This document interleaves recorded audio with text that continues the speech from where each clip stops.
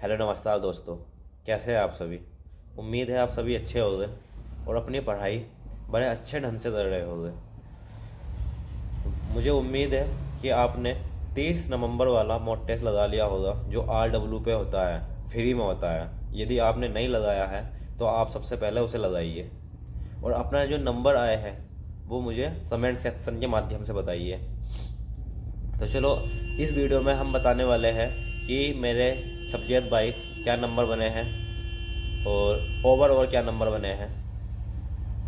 इन सभी पे हम बात करने वाले हैं। और जो मेरा पहला मॉक टेस्ट था जिसमें मेरे शायद 245 नंबर थे, उससे मेरे नंबर बढ़े हैं या अब माइनस में जा रहे हैं। यदि माइनस में जा रहे हैं तो मेरी क्या गलती है कि मैं नंबर माइनस में जा रहे हो और 245 से भी नीचे। और यदि मेरे नंबर बढ़ने शुरू हो गए हैं तो मैं ऐसा क्या पढ़ रहा हूँ, मैंने ऐसा क्या पढ़ा है जो मेरे नंबर अब इंक्रीज होने शुरू हो गए हैं। और RWA पे ये 300 नंबर भी लाना बहुत अच्छी बात है कि आप 300 नंबर भी टच कर रहे हो।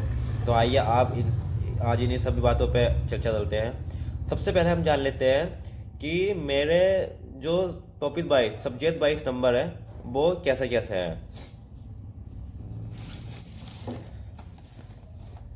सबसे पहले हम बात कर लेते हैं रीजनिंग की। तो रीजनिंग में आज मेरे 36 सवाल सही है, जिसमें से 4 सवाल मेरे गलत हैं। और सही है, 36 सवाल रीजनिंग में सही है। और इसी के साथ मेरा हिंदी में 34 सवाल सही है और 6 सवाल गलत हैं। हिंदी थोड़ी बहुत परेशान कर रही है। आज जो ध्यान साधता है ना, आज जो उसने बहुत परेशान किया, उसके सवाल ही बहुत अटपटे थे। इसी के साथ मैथ मैथ आज की हार्ड मान सकते हैं। आज जिस बच्चे ने 30 या 31 भी सवाल करे होंगे ना, वो उसकी मैथ अच्छी मानी है, क्योंकि आज की मैथ बड़ी अच्छे लेवल की बनाई हुई थी। तो आज मेरे मैथ में है 33 और जो गलत हुए हैं वो हुए हैं 7। इसी के साथ जीएस की बात कर लेते हैं। जीएस में तो पल्ले पर ही नहीं रहा। जीएस पता नहीं चल रही जीएस में आ कहाँ से रहा है। और जीएस में मेरा जो नंबर है वो माइनस माइनस माइनस, वो बहुत कम आ रहे हैं नंबर मेरे। तो इसी के साथ जीएस में बात करते हैं। तो जीएस में है मेरे 15 सवाल सही है और 25 सवाल गलत है। बहुत कह सकते हैं कि बहुत बुरा जो नंबर आए हैं ना, वो जीएस सेक्शन पे आए हैं। यदि जीएस में मेरे 5 से 6 सवाल और सही हो जाते हैं तो मेरी परसेंटाइल भी और मेरे नंबर भी बहुत अच्छे लेवल पे होते हैं। तो यदि ओवर और बात कर ली जाए कि मेरे ओवर और कितने बने हैं, तो मेरे ओवर और बनने हैं 295 आउट ऑफ 400। और मेरी यदि परसेंटाइल की बात करी जाए तो परसेंटाइल है मेरी 83। परसेंटाइल लगभग ऐसे करो कि 90% से ऊपर ही रहनी चाहिए अपनी परसेंटाइल।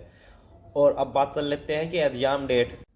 और एग्ज़ाम डेट देखो, एग्ज़ाम डेट जिस दिन आ गई ना, उस दिन मैं मानता हूँ ना तो सही से रिवीजन हो पाएगा और ना ही सही से स्टडी हो पाएगी। अब जिन बच्चों की स्टडी सही है, जिसने पढ़ रखा है सब चीज़, तो वो तो बस सिर्फ मॉक टेस्ट पे और रिवीजन पे ध्यान देगा। जिसका थोड़ा बहुत भी सिलेबस बचा हुआ है, जिसे डाउट है अपनी तैयारी पे, और जिस दिन एग्ज़ाम डेट आ गई, वो बच्चा ये समझ नहीं पाएगा कि मैं मॉक टेस्ट लगाऊं, रिवीजन मारूं या फिर अपना जो सिलेबस है वो कंप्लीट करूं। तो आप एग्ज़ाम डेट छोड़िए और अपनी तैयारी पे ध्यान दीजिए। और मेरे अब नंबर की बात कर लेते हैं कि मेरे नंबर अब बढ़ने शुरू हो गए हैं। जैसे आप सभी जानते हो कि मेरे सबसे पहले जो वीडियो बनाई थी मैंने, उसमें मेरे शायद 245 नंबर थे और अब मैं 295। और मैं 2-4 मॉक टेस्ट से अपनी वीडियो बना भी नहीं रहा हूँ, जिसमें मेरे पिछली बार 305 नंबर थे। ठीक है। तो मेरे नंबर अब कैसे बढ़ने शुरू हुए हैं। मैं क्या पढ़ता हूँ, हिंदी कहाँ से, मैथ कहाँ से।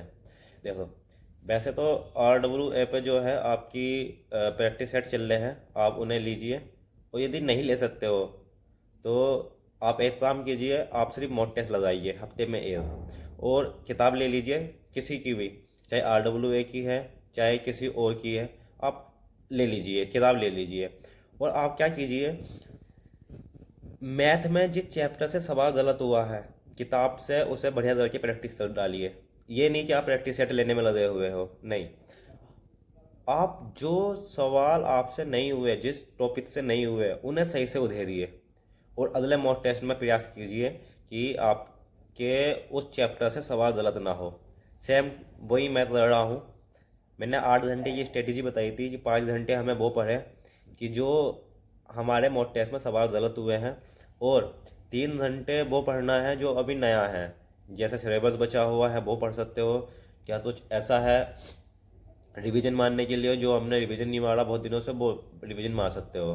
तो ये 8 घंटे की स्ट्रेटेजी फॉलो कीजिए और बताना कैसा है, क्योंकि मैं स्ट्रेटेजी फॉलो कर रहा हूँ और मुझे लगता है कि सही है।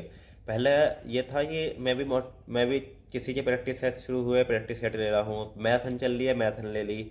हिंदी मैंने एक बार पढ़ ली, दोबारा पढ़ने का मन किया दोबारा पढ़ नहीं। यदि जो चैप्टर एक बार पढ़ा वो किसी से ना पढ़िए अब, और उस चैप्टर की सिर्फ प्रैक्टिस कीजिए।